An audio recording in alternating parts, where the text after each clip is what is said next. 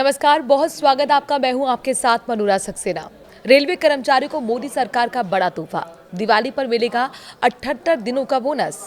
केंद्रीय मंत्रिमंडल ने दिवाली और छठ पूजा से पहले रेलवे कर्मचारियों को बड़ा तोहफा दे दिया है। प्रधानमंत्री नरेंद्र मोदी की अध्यक्षता वाली कैबिनेट ने बुधवार को बैठक की और इस बैठक में करीब 11 लाख से ज्यादा रेलवे कर्मचारियों को 78 दिनों का बोनस देने का ऐलान किया गया।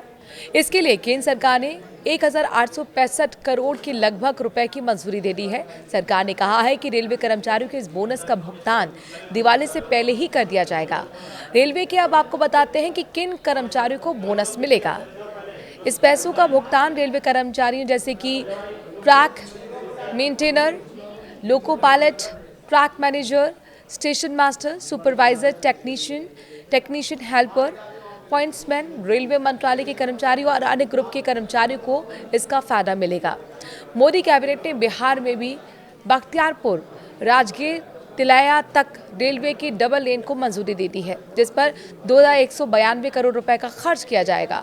केंद्रीय मंत्री अश्विनी वैष्णव ने कहा कि अब तक ये सिंगल लाइन थी जिसकी क्षमता सीमित थी। डबल लेन होने के बाद इसकी क्षमता को बढ़ाया जाएगा। रेल मंत्रालय के मुताबिक इसकी लंबाई 104 किलोमीटर की होगी, जो बिहार के 4 जिलों को कवर करेगी।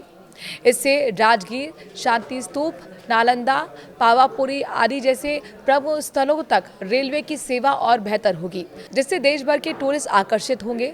इससे गया और नवादा जिलों तक कनेक्टिविटी भी बढ़ेगी। बिहार में NH 139W के साहिबगंज, अरेराज, बेतिया खंड के हाइब्रिड एन्यूरेटी मोड पर निर्माण को मंजूरी दे दी गई है। इस परियोजना की कुल लंबाई 78.942 किलोमीटर होगी और इसकी लागत 3882 करोड़ के लगभग आएगी।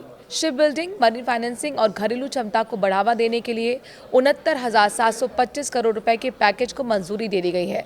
इसके 4 पार्ट हैं। पहला ship building financial assistance scheme और दूसरा मैरीटाइम डेवलपमेंट फंड, तीसरा शिप बिल्डिंग डेवलपमेंट स्कीम और चौथा लीगल पॉलिसी और प्रोसेस रिफॉर्म्स। केंद्रीय मंत्रिमंडल की बैठक में मेडिकल के छात्रों को भी बड़ा तोहफा दिया गया है। 5000 नए पोस्ट ग्रेजुएट मेडिकल सीट को मंजूरी दे दी गई है। इसके साथ साथ नई 5023 MBBS सीट को भी मंजूरी दी गई है।